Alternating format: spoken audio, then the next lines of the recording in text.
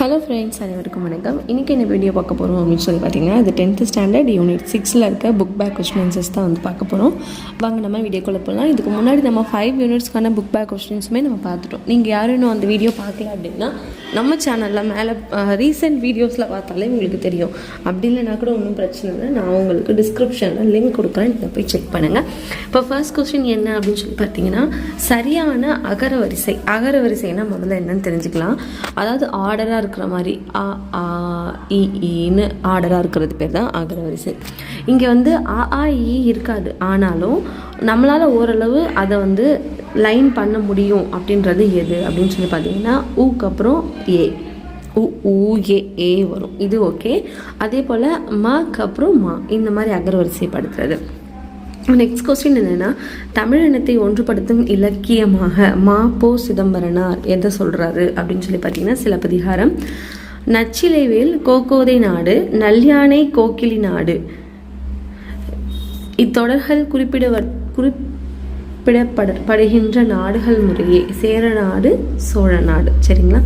இரு நாட்டு அரசர்களும் தும்பை பூவை சூடி போரிடுவதன் காரணம் வெற்றி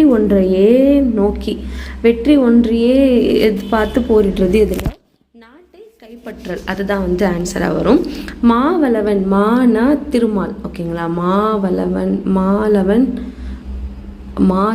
அவன் அப்படின்னா திருமால், வேல் அவன் அப்படின்னா முருகன். இவங்க 2 பேரை குறிக்கிற மாதிரி கோவில் வந்து எது? இது எல்லாமே அவங்க 2 பேரை குறிக்கிறது தான். பட் நம்ம ஆர்டராக பார்த்தோம் அப்படின்னா, மாலவன் அப்படின்னா திருப்பதி பெருமாளை குறிக்கிறது, வேலவன் அப்படின்றது திருத்தணி. குன்றாமவது, குன்று அப்படின்னால இந்த மலையை குறிக்கிற வார்த்தை. இப்போ அதில் வந்து நமக்கு திருச்செந்தூர் வராது, ஏன்னா திருச்செந்தூர் மலைக்கு மேலே இருக்க கோவில் இல்லை, கடலுக்கு பக்கத்தில் இருக்க கோவில். அப்போ இது தப்பு, இதுதான் கரெக்டான ஆன்சர். நெக்ஸ்ட் கொஸ்டின் பார்த்தீங்கன்னா, பாசவர், வாசவர், பல் நின விளைஞர், உமனர், இதுங்களுடைய பெயர்கள் என்ன? சிலப்பதிகாரம் காட்டும் இவ்வணிகர்கள் யாவர் அப்படின்றது கொஸ்டின். பேஜ் நம்பர் 127 இருக்கு. இந்த பாடல் பொருளை பார்த்தீங்கன்னா எல்லாத்துக்குமே இருக்கும். பாசவர், வாசவர், பல் நின விளைஞர் அப்படின்னு சொல்லிட்டு. நெக்ஸ்ட் கொஸ்டின் பார்த்தீங்கன்னா, அல்லல் பழனத்து அரக்காம்பல் வாய விழ, இவ்வடியில் சேற்றையும் வயலையும் குறிக்கும் சொற்கள். அல்லல்னா சேரு, பழனம் அப்படின்னா வயல். ஓகேங்களா? ஈஸி தான். வறுமையிலும் படிப்பின் மீது நாட்டம் கொண்டவர் மாப்போசி என்பதற்கு சான்று தருக. இதுக்கான ஆன்சர் எங்கே இருக்குன்னா, இங்கே பார்த்தீங்கன்னா பேஜ் நம்பர் 123 இருக்குது. 123 அவர்கிட்ட வந்து காசு இல்லாத போது கூட அவர் என்ன பண்ணுவார், காசு வாங்கிறதுக்கு, புக்கு வாங்கிறதுக்கு போதிய காசு இல்லாதனா கூட அந்த பழைய புக்குங்களெல்லாம் விற்கிற இடத்துக்கு போயிட்டு அதில் அவருக்கு என்ன புக்கு தேவையோ அந்த புக்கை வாங்கி பயன்படுத்திப்பார் அப்படின்றது இந்த இடத்துல இந்த பேராகிராஃபில் இருக்குது. நான் இங்கே ரெட் கலரில் மார்க் பண்ணியிருக்கேன், எல்லாம் இங்கே இருக்குது. நெக்ஸ்ட் கொஸ்டின் பார்த்தீங்கன்னா, புறத்திணைகளில் எதிரெதிர் திணைகளை அட்டவணைப்படுத்துக. இங்கே நான் ஆல்ரெடி அட்டவணைப்படுத்தி தான் வச்சுருக்கேன். வெட்சிக்கு எதிர்த்திணை கரந்தை, வஞ்சி காஞ்சி, நொச்சி உழினை, தும்பை வாகை, இதுதான் கரெக்டு.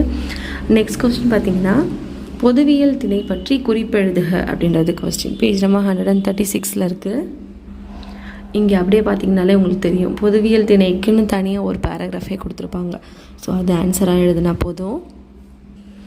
இங்கே பார்த்தீங்கன்னா ஒரு பேராகிராஃப் கொடுத்துட்டு அதுக்கு போதிய நிறுத்தற் குறியீடுக அப்படின்னு சொல்லிட்டு கொடுத்துருக்காங்க. பழங்காலத்திலே பாண்டியன் ஆண்ட அப்படின்னு சொல்லிட்டு ஒரு ஸ்டார்ட் ஆகுது. எல்லா இடத்துலையும் ஆல்மோஸ்ட் கம்மா தான் வருது. நான் எங்கே கம்மா வருதுன்னு ரெட் கலர் மார்க் பண்ணி உங்களுக்கு காமிச்சிருக்கேன் பாருங்கள். லாஸ்ட்டாக முடியும் போது டாட் வருது, அவ்வளோதான். நெக்ஸ்ட் கொஸ்டின், சிறுவினா, சேர சோழ பாண்டிய நாட்டு வளங்களை 300,000 வழி விளக்குக அப்படின்றது கொஸ்டின். பேஜ் நம்பர் 130 இருக்குது. இங்கே பார்த்தீங்கன்னா உங்களுக்கு தனித்தனியாக அவங்களே கொடுத்துருப்பாங்க. அதாவது இந்த பாடலின் பொருளில் சேரனுக்கு தனியாக, சோழனுக்கு தனியாக, பாண்டிய நாடு. ஸோ இந்த நாட்டுக்கு என்னென்ன பெருமைகள் இருக்குது அப்படின்னு அவங்களே 3 பேராகிராஃபாக தனித்தனியாக கொடுத்துருவாங்க. இதை நம்ம படித்து எழுதுனா போதும். நெக்ஸ்ட் கொஸ்டின் பார்த்தீங்கன்னா, தலையை கொடுத்தேனும் தலைநகரை காப்போம், இடம் சுட்டி பொருள் விளக்குக. பேஜ் நம்பர் 124 இருக்குது. இங்கே 124 பார்த்தீங்கன்னா, தலையை கொடுத்தேனும் அப்படி இங்கே மேலே இருக்கும் பாருங்கள், தலைநகரை காப்போம் என்று அப்படின்னு சொல்லிட்டு எழுதிட்டு இந்த இதை அப்படியே எழுதணும். தீர்மானம் வெற்றிகரமாக நிறைவேற்றப்படாமை நடுவண் அரசை அசைத்தது கடைசியாக அப்படின்னு சொல்லிட்டு இந்த பேராகிராஃப் அப்படியே ஃபுல்லாக எழுதணும். இந்த மாதிரி ஃபுல்லாக எழுதுனா போதும். சிறுவினா கேட்ட ஆன்சர் அது. நெக்ஸ்ட் கொஸ்டின் பார்த்தீங்கன்னா இந்த பக்கம் வந்து ஒரு பாடல் கொடுத்துருக்காங்க. இந்த பாடல்லேருந்து இங்கே ஒரு 4 கொஸ்டின் எடுத்திருக்காங்க. ஃபர்ஸ்ட் கொஸ்டின் இவ்வடிகள் இடம்பெற்றுள்ள நூல் வந்து சிலப்பதிகாரம். நெக்ஸ்ட் கொஸ்டின் பாடலில் உள்ள மோனையை எடுத்து எழுதுக. மோனை அப்படின்றது முதல் எழுத்து ஒன்று போல வருவது எதுகை, இரண்டாம் எழுத்து ஒன்று போல எதுகை மோனை. முதல் எழுத்து ஒன்று போல் வருவது தான் மோனை. ஃபர்ஸ்ட் லெட்டர் ஒரே மாதிரி வர்றது மோனை. இங்கே பார்த்தீங்கன்னா நான் எழுதியே வச்சுருக்கேன். பகர்வர் பட்டினும் அப்படின்ட்டு ஃபர்ஸ்ட் லெட்டர் ஒன்றா வருது, அது மோனை. நெக்ஸ்ட் கொஸ்டின் பார்த்தீங்கன்னா எதுகை சொற்களை அடிக்கோடிடுக அப்படின்னு சொல்லிட்டு கொடுத்துருக்காங்க. இங்கே பார்த்தீங்கன்னா எதுகைனா செகண்ட் லெட்டர் ஒரே மாதிரி இருக்கிறது. இங்கே பட்டினும் சட்டு அப்படின்னு சொல்லிட்டு இருக்குது, அதை நான் மார்க் பண்ணி வச்சுருக்கேன். இப்பாடலில் குறிப்பிடப்படும் நறுமண பொருட்கள் யாவை அப்படின்றது அடுத்த கொஸ்டின். இந்த இடத்துல வந்து கொடுத்துருப்பாங்க நறுமண பொருள் எது எது அப்படின்னு சொல்லிட்டு. மேலே 127 இருக்குது அதுக்கான ஆன்சர். இங்கே பார்த்தீங்கன்னா நான் உங்களுக்கு ஆரஞ்சு கலரில் மார்க் பண்ணியிருப்பேன். குளிர்ந்த மனசாந்து, பூ, நறுமண புகைப்பொருட்கள், அகில் முதலான மணப்பொருட்கள் அப்படின்னு சொல்லிட்டு கொடுத்துருப்பேன். இதுதான் அதுக்கான ஆன்சர். நெக்ஸ்ட் கொஸ்டின் பார்த்தீங்கன்னா பின்வரும் பத்தியை படித்து மைய கருத்தை எழுதுக கொடுத்துருக்காங்க. ஸோ மைய கருத்து முதல்ல எப்படி எழுதணும், இந்த பேராகிராஃப் மட்டும் இல்லைனாலும் எந்த பேராகிராஃப் கொடுத்தாலும் நமக்கு மைய கருத்து எப்படி எழுதணுன்றது தெரியணும். ஒன்றும் இல்லை, அது வந்து ஒரு கட்டுரையாக நம்ம எழுதணும். இதுதான் விஷயம். முதல்ல முன்னுரை அப்படின்னு சொல்லிட்டு எழுதிட்டு அதுலேருந்து ஒரு 4 லைன்ஸை நம்ம முன்னுரையாக செலக்ட் பண்ணிக்கணும். இங்கே நான் ஆல்ரெடி உங்களுக்கு செலக்ட் பண்ணி வச்சு தான் இருக்குது. இருந்தாலும் நான் உங்களுக்கு இதை தவிர்த்து வேறு பேராகிராஃப் கொடுத்தாங்கன்னா எப்படி எழுதுறது அப்படின்றது தெரியணும்ல. மையப்பகுதி அப்படின்றதுல நம்ம என்ன எழுதணும்னா, மையப்பகுதின்றது ஒரு கான்டென்ட். இந்த பேராகிராஃபில் எது கான்டென்ட் அப்படின்னு சொல்லிட்டு பார்த்து அதை மையப்பகுதியாக எழுதணும். முடிவுரை அப்படின்னு சொல்லிட்டு வரும்போது அது ஒரு கன்க்ளூஷன் மாதிரி. இப்போது இந்த பேராகிராஃபால் நம்ம என்ன தெரிஞ்சுக்கிறோம் அப்படின்றத நம்ம முடிவுரையாக எழுதணும். இங்கே பார்த்தீங்கன்னா ஃபஸ்ட்டு வந்து டிக் போட்டிருக்கேன் பாருங்கள். மருவூர் பக்கம் என்பது ஒரு நகரின் உட்பகுதியாகும். பட்டினப்பாக்கம் என்பது கடற்கரைக்கு அருகில் உள்ள பகுதியாகும் அப்படின்னு சொல்லிட்டு அதை முன்னுரையாக எழுதிக்கிட்டு நெக்ஸ்ட்டு மையப்பகுதி அப்படின்னு சொல்லிட்டு பார்த்தீங்கன்னா இந்த மையப்பகுதி கொஞ்சம் பெருசாக, அதாவது இது ஒரு பேராகிராஃபாக எழுதணும். இங்கேருந்து இங்கே ஒரு பேராகிராஃபு, இங்கேருந்து இதில் தான் அந்த விஷயமே சொல்லியிருக்காங்க, என்னென்ன யார் யார் அங்கே இருந்திருக்காங்க அப்படின்றது எல்லாத்தையுமே இந்த இடத்துல வந்து ஒரு பேராகிராஃபாக வந்து கொடுத்துருக்காங்க. ஸோ நம்ம இதை கான்டென்ட்டாக எடுத்துக்கலாம். இது ரெண்டுத்தையுமே, இது எல்லாத்தையுமே கான்டென்ட்டாக எடுத்துக்கிட்டு நம்ம எப்படி அப்போ முடிவுரை எழுதுறது அப்படின்னா, வாணிபம் செய்வோரும் தொழில் செய்வோரும் வாழ்ந்த பகுதியாக அது இருந்தது அப்படின்றத நம்ம இந்த இடத்துல முடிவுரையாக கொடுத்துடலாம். ஏன்னா இந்த லாஸ்ட்டில் இருக்கிறதும் ஒரு முக்கியமான பேராகிராஃப் போல தான் இருக்குது. அதனால் அதை நம்ம முடிவுரையாக எடுத்து எழுத முடியாது. முக்கியமானதை மையப்பகுதியில் தான் நம்ம எழுதணும். நெக்ஸ்ட் கொஸ்டின் பார்த்தீங்கன்னா நெடுவினாக்கள். ஃபர்ஸ்ட் கொஸ்டின் நாட்டு விழாக்கள், விடுதலை போராட்ட வரலாறு, நாட்டின் முன்னேற்றத்தில் மாணவர் பங்கு. இதை வச்சு ஒரு மேடை பேச்சு மாதிரி ஒரு உரை எழுத சொல்லியிருக்காங்க. இதை இப்போ நான் பிடிஎஃப்பில் டிஸ்பிளே பண்ணுறேன். நெக்ஸ்ட் கொஸ்டின் பார்த்தீங்கன்னா சிலப்பதிகார மருவூர் பாக்க வணிக வீதிகளை இக்கால, அதாவது அப்போ இருந்த வணிக வீதிகளையும் இந்த காலத்தில் இருக்க வணிக வளாகங்கள், அதாவது இந்த தாம்பரம் மார்க்கெட் இருக்குது, பல்லாவரத்தில் ஒரு நாள் சந்தை போடுறாங்கள்ல, ஃப்ரைடே சந்தை, அந்த சந்தை, அந்த மாதிரி வேறு எந்தெந்த ஊரில் இந்த மாதிரி வணிக வளாகங்கள் எப்படி இருக்குது அப்படின்றத ஒப்பிட்டு ஒரு கட்டுரை எழுத சொல்லியிருக்காங்க. இந்த 2 கொஸ்டினையுமே இப்போ நான் நெக்ஸ்ட்டு உங்களுக்கு பிடிஎஃப்பில் டிஸ்பிளே பண்ணுறேன். லாஸ்ட் கொஸ்டின் என்ன, 3வது கொஸ்டின் என்ன அப்படின்னா, எம்எஸ் சுப்புலட்சுமி, பால சரஸ்வதி, ராஜம் கிருஷ்ணன், கிருஷ்ணாம்மாள், ஜெகநாதன், சின்ன பிள்ளை, இவங்க எல்லாருமே அந்த முன்னாடி மங்கையார் பிறப்பதற்கேன்னு சொல்லிட்டு ஒரு லெசன் இருக்கும், விரிவானம். அந்த விரிவானத்தில் இவங்க எல்லாரை பற்றியுமே இருக்குது ஒரு லெசன் ஃபுல்லாக. ஸோ நீங்கள் இது எல்லாத்தையும் படிக்கணுன்னா அவங்கள பற்றி நம்ம குட்டி குட்டியாக பாயிண்ட்ஸ் எழுதுனா போதும். நான் ஏற்கனவே வந்து சொல்லியிருந்தேன், இந்த மாதிரி கட்டுரைக்கெலாம் வந்து நான் செப்பரேட்டாக வீடியோ போடுறேன்னு சொல்லிட்டு. ஸோ இவ்வளோ நாள் போடலை. ரீசன் வந்து எனக்கு எக்ஸாம்ஸ் இருந்தனால இதுக்கப்புறம் வந்து 1 by 1 வீடியோஸாக வரும். இப்போ நான் இந்த 2 வீடியோஸ்க்கு உங்களுக்கு பிடிஎஃப் எங்கேயே அட்டாச் பண்ணுறேன். இந்த மங்கையராய் பிறப்பதற்கு இதுக்கு தனியாக ஒரு வீடியோ போட்டு அதை நான் போட்டு காட்டுறேன். இந்த நாட்டு விழாக்கள், விடுதலை போராட்ட வரலாறு, நாட்டு முன்னேற்றத்தில் மாணவரின் பங்கு, இதெல்லாம் வந்து ரொம்ப ஜென்ரலான டாபிக்.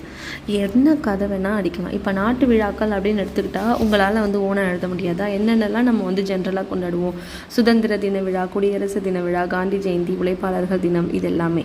இப்போ சுதந்திரம் அப்படின்னு சொல்லிட்டு பர்டிகுலராக ஒரு டாபிக் எடுத்துக்கலாம். ஏன்னா விடுதலை போராட்ட வரலாறு தான் கேட்டிருக்காங்க. அப்படி எடுத்துக்கிட்டோன்னா நம்ம ஜென்ரலாகவே எழுதலாம். எவ்வளோ பேர் நமக்கு சுதந்திரம் கிடைக்கணும் அப்படின்றதுக்காக அவங்களுடைய உயிரை போயிருக்கு, அதை நினைவுபடுத்துறதுக்காக தான் வந்து நம்ம இந்த விழாக்கள்லாம் கொண்டாடுறோம். விடுதலை போராட்ட வரலாறு அப்படின்னு சொல்லி எடுத்துக்கிட்டோன்னா நம்மளால் ஓனாக எவ்வளவோ கதை எழுத முடியும், சோஷியல் எவ்வளவோ படிச்சிருப்போம். பட் இருந்தாலும் இங்கே நான் உங்களுக்கு டிஸ்பிளே பண்ணுறது எல்லாத்தையும் எழுதுங்க. விடுதலை போராட்ட வரலாறு அப்படின்னு சொல்லிட்டு இங்கே ஒரு 6-7 பாயிண்ட் கொடுத்துருக்காங்க. கடகடன் ஸ்க்ரீன்ஷாட் எடுத்துக்கோங்க. ஸ்க்ரீன்ஷாட் எடுத்து நீங்கள் யூஸ் பண்ணிக்கோங்க. கைடில் பார்க்குற ரெஃபரன்ஸ் வந்து ரொம்ப பெருசாக இருக்கும். பட் இதில் வந்து உங்களுக்கு நான் எது இம்பார்ட்டன்ட் அப்படின்றத ஷார்ட் பண்ணி இங்கே உங்களுக்கு நான் பிடிஎஃப்பில் போட்டிருக்கேன். இல்லை இந்த பிடிஎஃபோட லிங்க் வேணும் அப்படின்னாலே எனக்கு நீங்கள் கமெண்ட்டில் சொல்லுங்கள். இது நான் உங்களுக்கு வாட்ஸ்அப்பில் இந்த லிங்க் ஷேர் பண்ணி விடுறேன். ஓகே. நாட்டின் முன்னேற்றத்தில் மாணவரின் பங்கு. இப்போ உங்களுக்கு என்னெல்லாம் பங்கு இருக்கணும் ஜென்ரலாக யோசித்து சொல்லுங்கள். நம்ம சுற்றுப்புறத்தை தூய்மையாக வச்சுருக்கணும், பொது சொத்துக்களை பாதுகாக்கணும், அறிவியல் மனப்பான்மையோடு இருக்கணும், வனவிலங்குகளை பாதுகாக்கணும், மரங்களை வளர்க்கணும், நீர்நிலைகளை பாதுகாக்கணும், எப்போவுமே விழிப்புணர்வாக இருக்கணும், எப்போவுமே எழுத்தறிவோடு இருக்கணும், போக்குவரத்து நெரிசல் இந்த மாதிரி எல்லாத்துக்கும் உதவியாக இருக்கணும், ஆதரவற்றவர்களுக்கு உதவி செய்யணும், தேசிய சின்னங்களுக்கு மதிப்பு கொடுக்கணும். இதெல்லாம் ஒரு ஜென்ரல் டாபிக் தானே, உங்களால் இதில் ஈஸியாக எழுத முடிஞ்சிடும் ஒரு நெடுவினான்னு எடுத்துக்கிட்டப்போ. நெக்ஸ்ட் கொஸ்டின் வந்து நான் என்ன சொல்லியிருந்தேன் அப்படின்னா, செகண்ட் கொஸ்டின் அந்த மருவூருக்கும் நம்மளுடைய தற்கால வணிகத்துக்கும் என்ன வித்தியாசம் அப்படின்னு சொல்லிட்டு, முதல்ல மருவூர் வணிகம்னா என்ன அப்படின்றத எழுதிடணும். இந்த மருவூர் பார்க்க வணிகம் வந்து என்னன்றதை நமக்கு அந்த பாடல்லே கொடுத்துருப்பாங்க, அவங்க என்னெல்லாம் பண்ணியிருந்தாங்க அப்படின்னு சொல்லிட்டு. ஸோ அதை வந்து ஃபஸ்ட்டு ஒரு பேராகிராஃபாக நீங்கள் காமிச்சிடணும். அதுக்கப்புறமா இதை அப்படியே ஸ்க்ரீன்ஷாட் எடுத்துக்கோங்க, அதை ஒரு பேராகிராஃபாக காமிச்சிக்கணும். நெக்ஸ்ட்டு பார்த்தீங்கன்னா தற்கால வணிகம் அப்படின்றதையும் எடுத்துக்கணும். இப்போ நமக்கு ஜென்ரலாக நம்ம ஒரு பொருள் வாங்கணும் அப்படின்னா நம்ம வந்து அந்த காலத்தில் போகிறவங்க கஷ்டப்பட வேண்டிய வேலையே இல்லை. மோஸ்ட்லி நமக்கு ஆன்லைனில் மின்னணு சாதனங்கள் மூலமாகவே வந்துடும். நம்ம வீடு தேடி வீடு வாசலுக்கே வந்துடும். சின்ன சின்ன பொருட்களுக்கு கூட வந்து நமக்கு ஈஸியாக கிடச்சிரும். நம்ம வந்து ஏற்றுமதி பண்ணணும், இறக்குமதி பண்ணணுன்ட்டு இல்லை. ஸோ இது வந்து அந்த கால வணிகம், இது இந்த கால வணிகம். கடகடன் ஸ்க்ரீன்ஷாட் எடுத்துக்கோங்க. இப்போ ஒப்பீடு அப்படின்னு சொல்லிட்டு பார்த்தீங்கன்னா இரண்டுமே வெவ்வேறு வகையான பொருட்கள் ஒரே இடத்துல விற்பனை செய்கிறது. ஸோ என்ன மாதிரி ஒப்பீடு பண்ணியிருக்காங்க அப்படின்னு சொல்லிட்டு இங்கே நான் எழுதியிருக்கேன். இது ஜென்ரலாக கூகுள்லேயே வருது, நீங்கள் கூகுளில் டைப் பண்ணி போட்டாலே வரும். சப்போஸ் உங்களுக்கு போட தெரியல அப்படின்னா இதை அப்படியே ஸ்க்ரீன்ஷாட் எடுத்துக்கோங்க. ஒப்பீடு அவ்வளோதான், இவ்வளோ எழுதுனா போதும். இது மேலே பெருசாலாம் நீங்கள் ஒன்றும் கதை எழுத வேண்டாம். இவ்வளோ எழுதுனாலே உங்களுக்கு வந்து மார்க்ஸ் கொடுப்பாங்க. இப்போ இந்த வீடியோ உங்களுக்கு பிடிச்சிருக்குன்னு நினைக்கிறேன். இந்த வீடியோவை லைக் பண்ணுங்கள், கமெண்ட் பண்ணுங்கள், உங்கள் ஃப்ரெண்ட்ஸ் கூட ஷேர் பண்ணுங்கள், மறக்காம நம்ம சேனலை சப்ஸ்கிரைப் பண்ணுங்கள். தேங்க்யூ ஃபார் வாட்சிங்.